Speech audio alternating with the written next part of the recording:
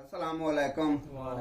अरशाद साहब, आसफ साहब ते गाड़ा साहब ते अनवर साहब शेर अल जरा तवज्जो करनी है उस पाक घराने दी सिफत है ते ए कोई ना आखे दा बाए ए ठीक नहीं, क्योंकि उस दी सिफत करनी साडे आस्ते जड़ा है वो बिल्कुल अच्छी बात है।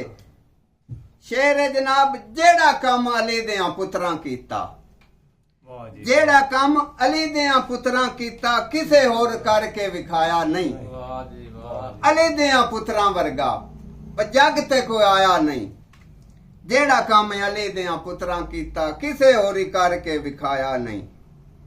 अली दा घराना सोने नबी दा घराना, अली दा घराना सोने नबी दा घराना लजपाल है। जेड़ी गल इस भी घराने कीती हर गल ही कमाल है। करबल वाला भार अली दे पुत्रां बाजू होर किसे चाया नहीं। जेड़ा काम अली दे पुत्रां कीता किसे होर करके विखाया नहीं। नबी ते नबियां दे नवासे, नबी ते नबियां दे नवासे इस दुनिया उत्ते होर भी ते आउंदे रहे ने। करबल दी जमीन तू नबी भी थुड़काउंदे रहे ने। करबल दी जमीन नू अली दे पुत्रां बाजू किसे होर ही तां वसाया नहीं।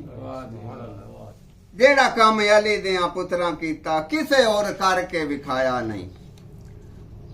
अकरम कादरी हुसैन 72 ओंदे राह विच दे के ते नेरे उत्ते चढ़ के ते कुरान किसे होर ही तां सुनाया नहीं।